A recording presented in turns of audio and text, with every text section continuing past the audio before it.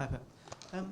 When you decided to go for Sanchez last summer, was that because it was specifically him, or because you did think you needed more in your attack?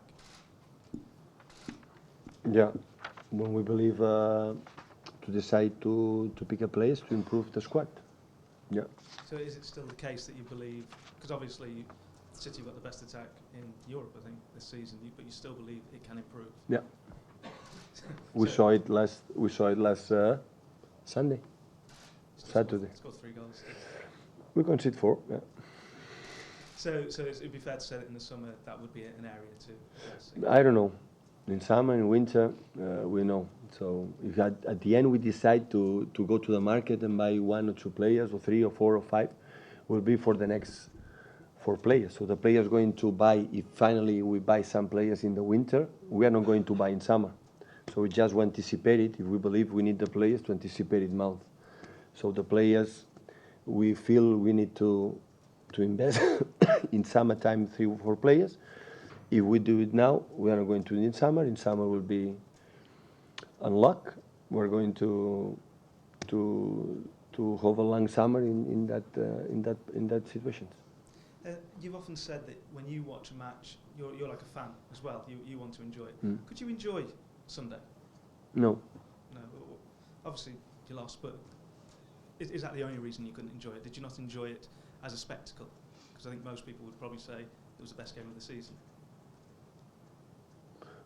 If that happened, I'm so happy. So at the end, it's for the players. But of course, in 9 minutes, we dropped the game, and it will be a good lesson for the future to improve, to know the opponents are good, really good. In the Premier League, in the FA, in the FA, in the Champions League, in all competitions, and we can consider goals to be stable after that, and it will be a good a good lesson. But of course, we didn't give up again. We tried until the end. We had the last chance in the free kick, and I reviewed the game. It was quite good. Just in a short period, like the quality, the Jurgen Klopp teams, Anfield, always can happen, and we will improve on that. Would you welcome more teams to play like that against you? Because we've seen a lot of teams sit back, but obviously if teams go forward, I don't know, but what I guess will be teams that play like Liverpool, and the teams will play completely opposite like Liverpool. It happened in the past, these 18 months together. It's going to happen in the future. So it depends on the managers and of us as well. Assuming that Gabriel's back next month from his injury, do you think having both he and Sergio, will that be enough to see you through until the end of the season as the striking options? To be together? Yeah. To play together? Not to play together, but those two being your only 2 options. Yeah. We have the 2 strikers. We don't need another one in that position. Of course, players can play in that position for different circumstances, for the way we want to play, especially for the opponents, how they defend. But to buy just a striker, you only can play there, that is not going to happen. So do you see Raheem maybe playing there more often, and how much pressure does that put on him if he's playing as the main striker more often? He played there in Old Trafford, so he can play in that position in the summertime, in our pre-season in the States. He played there. We play 5 in the back. He played in a striker, so he can play in that position. About the pressure, he showed me he can handle that pressure without a doubt, without problems. So it's not his striker position. It's more winger, number 10, telephone number, like position there, but it's like a striker. We are going to go to the market to buy, like Sergio and Gabriel play in that position. That is not going to happen. Pep, Manchester City are sometimes accused of paying too much for players in the transfer market, but the fact that you said no in the Sanchez negotiations show that the club, do have a line that they will not be taken advantage of if they feel that a price is too much. No, the market is the market. So I understand the teams play more than 200 millions or 100 millions, or it's a market. So it's the only I can say is the more expensive players. But Man City was 70 or 70 with Kevin De Bruyne. The problem is we spent a lot because we could change the squad. It was the oldest squad in the Premier League. It would change it, and that's happened not in one transfer window. We need more time. Normally, the wages we try to be stable in the wage of the players, because I think it's good for the team and for the stability for the club. And when we spent in the past, it was players with between 50 today.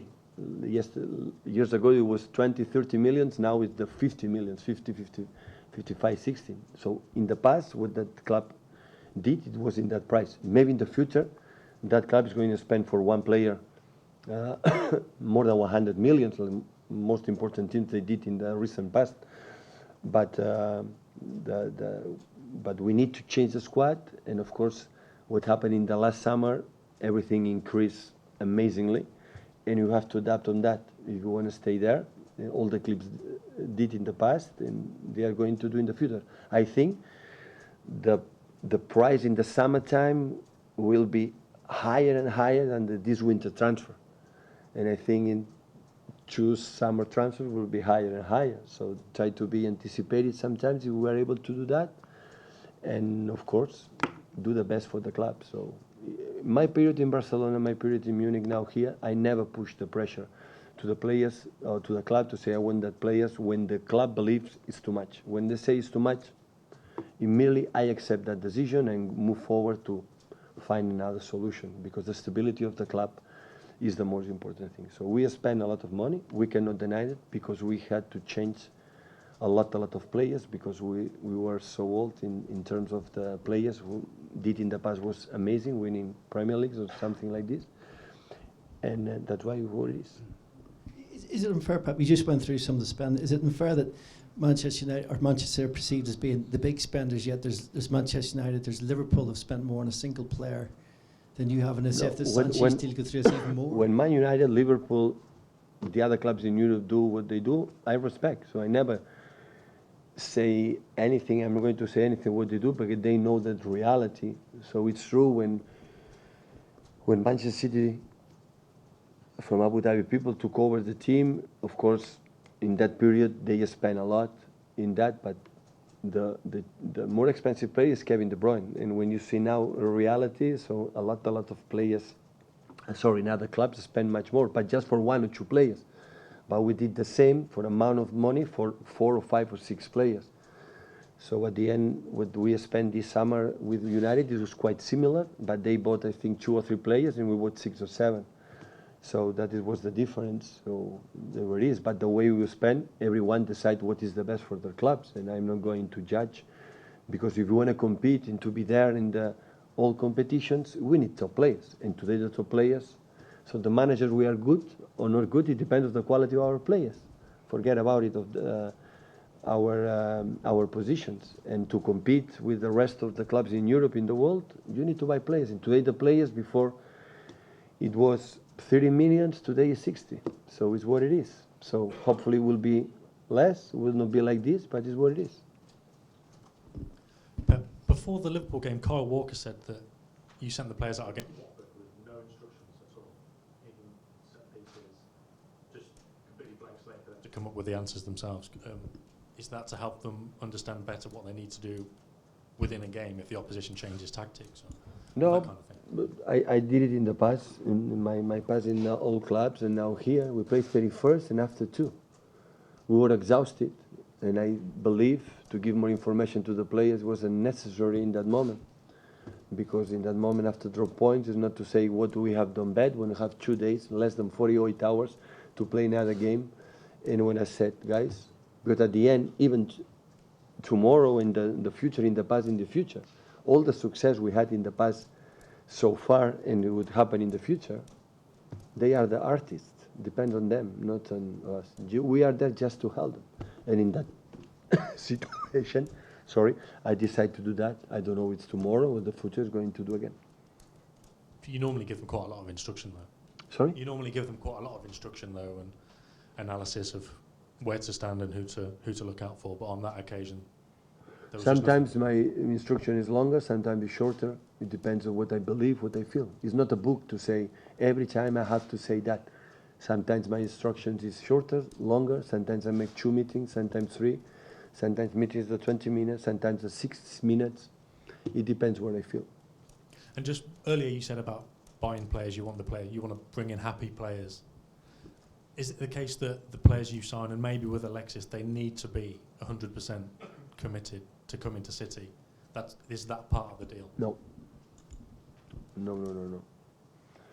I think the players who decide to move on another club is because they are completely committed what they have to do in terms of salary, in terms of they want to be, they want to live, the family. If they do that, they move on and they are not completely committed, it's a mistake for the player and for the manager and for the club as well.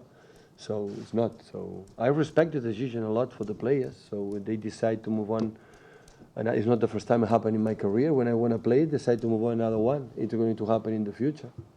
So there are more than other circumstances to be together. So they decide to go there or whatever, so well done, no problem. Okay, cheers guys. You too.